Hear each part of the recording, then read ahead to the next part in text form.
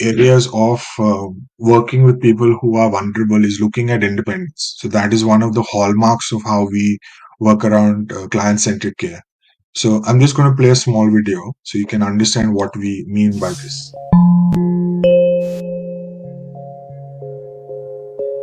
As a caregiver, your instinct is to give the person you're caring for as much help as you can. But did you know that it's possible to help them too much? Giving someone more support than they need can cause them to become dependent and reduce their ability to care for themselves. In this video, we'll explore why independence matters and give you a few tips on how you can encourage the person you're caring for to be more independent in their daily life. When you spend a lot of time taking care of someone, you can get into the habit of doing things for them rather than with them. Maybe you think you're making it easier on them, or you believe you'll get everything done faster if you do it yourself. But you might be surprised by how much the person you're caring for is capable of doing on their own. Allowing them to be independent is good for both of you. They'll feel like they have more control over their life, and you'll have a few less tasks to worry about. A good place to start is by thinking about all the different ways the person you're caring for can be involved in your daily caregiving routine. Some examples include. So just to kind of mention about these aspects, it's important to keep in mind that when we are working with clients, it is important that we don't do everything for them. I always quote Harry Potter and Dumbledore with regards to this. We talk about doing what is right and doing what is easy. So, and a quick example I can give you is that whenever we talk about, doing things or helping our loved ones, we do things for them without keeping in mind the concept of independence. They are able to do a lot of things on their own, but we tend to think that, oh, we are helping them, they should not take any trouble, they should rest. But it's actually detrimental for them in the long run. I met a client in Hyderabad when I was in India, and one of the main concerns about them was, they stopped doing everything because the son and the daughter start doing these things for them.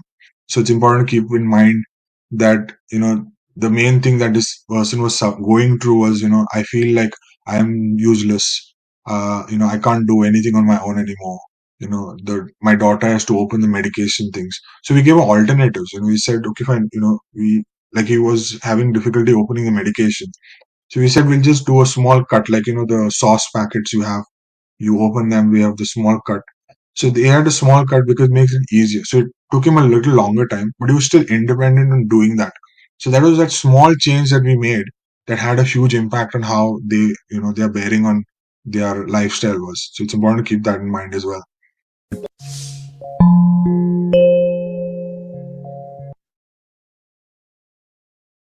Uh, with regards to memory loss, there are other coping mechanisms that you need to keep in mind. So, they will have calendars, there'll be a diary. So it's important to keep all these things at the same area and space because they will remember these things. You should incorporate this as a part of their routines.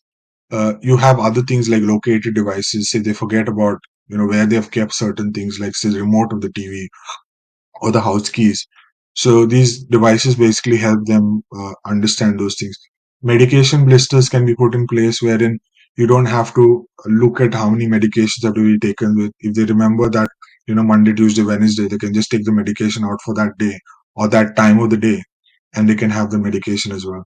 Mobile phones today, smartphones have apps. So, you can have these apps put in place where you can, have these reminders put in place for elderly to actually build it up. With regards to keeping the home safe, it's important to keep in mind that homes are well lit. You even can create motion sensors today where lights basically turn on immediately after a person is walking into the space. So, and then remain on because they're there. So that's something to keep in mind because otherwise they look for switches, they don't know where the switch is. Fire safety becomes important as well. So, keep in mind that you keep these aspects in mind to have risk assessments done around that. When people wander, I mentioned about that earlier, then you have to keep in mind that wandering risk can be done and maintained by having these wristbands or pendants. Then, you get the GPS location immediately. So then you have those things. From a safety point of view, also from a home safety, elderly are living alone, then camera-enabled doorbells also there. I mean, we use these technologies in the UK predominantly. but that's also something that can be used in India as well. So that's something to be kept in mind. Most importantly, staying healthy, being physically active. People who are elderly need to continue doing what they're doing. Otherwise, it becomes a challenge to kind of keep that in perspective. They tend to think and get depressed that, okay, now I'm useless. I don't have to do anything. Life is come to an end. But it's important to kind of keep that approach of being active continuous, engage them in these stimulation activities, going for health checkups, eating well, staying well hydrated, and getting the support from the right set of people in the home, because that's very, very crucially important. So always remember these aspects from that perspective. These are basically just differentiation factors in terms of how the dementia stages are. So initially it kind of gets a little bit intermittent, very mild. You'll not see a lot of difference. And with aging, you'll see that these early stages are basically what continues on at the same pace. But with dementia, what will happen is the pace and progression is much more faster. Depends on how and what level of the person dementia is, what part of the brain is affected, their level of treatment early on, and a non-treatment component. So that's important to kind of keep in mind, but you will see severe swings of mood and behavior over time, going from early stages to late stages, where you'll see uh, even physical behavior concerns where people start hitting and striking you. So that's something to keep in mind as well. So I'm just going to go through a bit of this initially so you understand what these stories are. Dementia is cruel, dementia is absolutely devastating. Just baffling. It's like a parasite. Frustrating, just knowing that this is not going to get any better. Heartbreaking. the hardest part of all of this has been not having my wife. We don't have the same discussions as we'd have before. We don't have the same engagement in life that we would do together before. We dance a lot as well, actually. It would be so nice for him to just call you by name, but that wasn't to be. He probably didn't even remember I was his wife, but he knew he loved me. I was his safety blanket. Till the day he died, he never realised he had Alzheimer's dementia. She's just not. So, I can share this videos with you. You can see it in detail because I don't want to go into a lot of detail about this. But you can understand that people living with dementia completely become different personalities, and it is so challenging on people who are supporting these people with dementia. You at some point in time might have people or your parents or your family members who you might be supporting with regards to maybe concerns around elder care and dementia. So it's important to keep in mind that you need to look after yourself as well, because it is very, very strenuous and stressful mentally on caregivers, either from family point of view as well as private caregivers. Dementia is So, cruel. so it's important to kind of keep that in mind when you look at dementia-based care. Now, again, the gold standard is always to look at promoting independence. We try to promote independence in any way possible and try to let the person living with dementia do as much as possible. So it's always good to kind of keep that. Training is another good aspect because understanding dementia is very important. Courses like these actually help you get a better understanding about what dementia really is about, and breaks those norms in terms of, for example, breaking the norm about the fact that dementia is part of aging. So you have to kind of understand that it's not. It is a disease, and we need to work together to build up the interventions medically, non-medically, socially, and individually from a family perspective to look at these aspects. Uh, Keeping them active is very important, with prompts, allowing them to do as much as they can and supporting them with things they cannot do. Care needs assessment and risk assessments are very crucial. We do a separate course on this particular aspect, but it's important to understand that whenever you work with a client, you need to understand their baseline. It's like anything, you do anything in your work life, you kind of understand what your primary needs are and then build that up on that. Risk assessments are important to understand what are the hazards in the home and how to prevent these from leading to, say, falls, fires, health issues, things like that.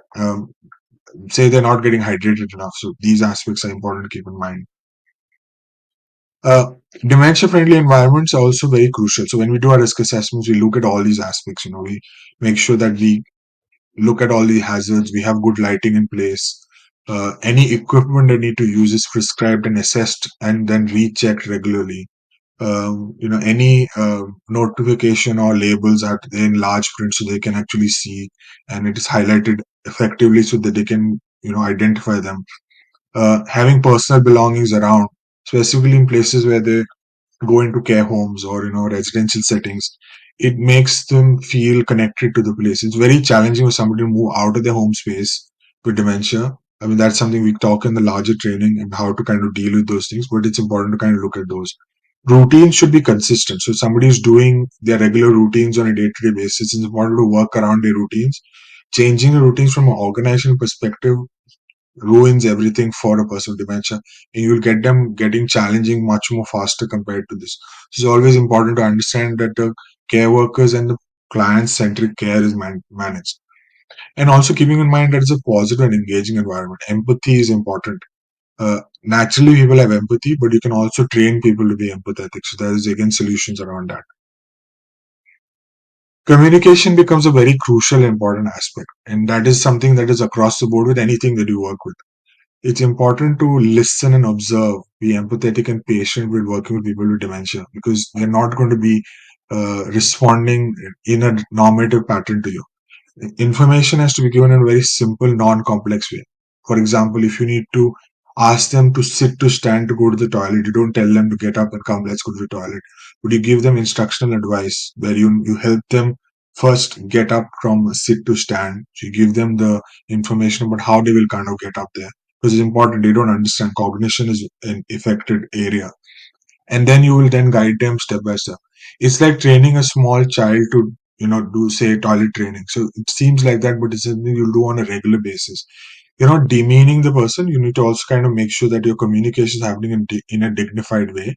So you need to keep that in mind, because you're not treating this person as a child, but it's similar to how the analogy of understanding these issues. You don't give them a lot of choices. It confuses them again. Whenever you get into a conflictual situation, it's good to step away from that conflict, let them calm down, and then you can enter the space again. When we look at behavior as a challenge, this become even more challenging, because then you need to look at what is very unique for that person. You need to have medication maybe, or there might be triggers that are being identified that we have to deal with. Maybe somebody's coming and talking too loudly. There are nuances where somebody might not like something that you're doing, and then it triggers them. So it's important to understand what these triggers are, and then build up a positive behavior plan around dealing with these behaviors. So just mention a few case studies. I'm just going to be very specific to these particular clients. So this first client was an 89-year-old woman who had recurrent UTIs. When I met her, the major concern that she was having was she was not drinking enough water. So she had a catheter, as a result of which she was having frequent urinary tract infections. She had about 4 average in a year. When we started intervention, we realized, when we did our study, we found out that she loved drinking teas. So we told her daughter, instead of forcing her to drink water, why don't you give decaffeinated tea, which will still have some amount of caffeine, but it's still better because she's not drinking any water. So she started having 6 to 10 cups of tea, every day, which improved her hydration, which improved the flushing of the catheter, and then we didn't have her having any UTIs, for almost a year. So, simple solutions basically with regards to how things are. Identifying UTIs also is important, because only when you have a regular care worker there, then you will basically able to identify these new confusions. So that's important there. Now, this other gentleman who had Lewy body dementia, he would always keep, the radiated high. He would have issues around somebody telling him. He would tell me that there are two women out under the bed trying to plot against killing him. And this was something that was regularly happening, and he would love to go out for a walk. So we basically, as the care workers, talk to him, counsel him in terms of, okay, fine, what are these women doing? Uh, that's fine. They're there. They're not going to harm you. Reassuring them in terms of what is happening. And then he would love going out for walks, because again, he would love going out to the cafe, because part of his old routine when he used to work. So he kind of built upon, his person-centric support around that.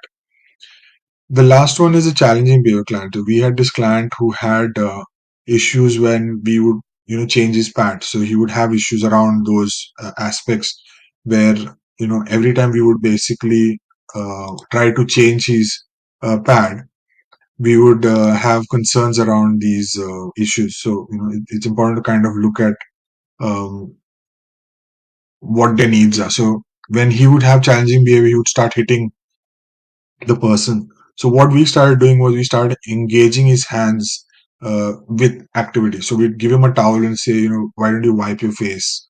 Or why don't you hold on to this towel while we do that? So we'd engage his hands so that it would reduce the impact. And secondly, what we did was we then uh, encouraged another person, a third person to be there to actually break the violence. So somebody would basically attack, he would start hitting somebody, we would have somebody there to break that. So we'd have another intervention there. So likewise, we can work around dementia specific to every individual as long as we have a good case, care assessment done in the beginning. So as I mentioned, dementia is not the same as healthy aging. So, so keep that in mind. A diagnosis is advancing and getting much more simpler. So, maybe in a couple of years, we'll have much more better diagnostic mechanisms. You could have a simple blood test that can tell you whether you have dementia or not. A treatment is not just medication. It's also about looking at working with your allied medical support team. Promoting independence and not stopping to live your life is very important.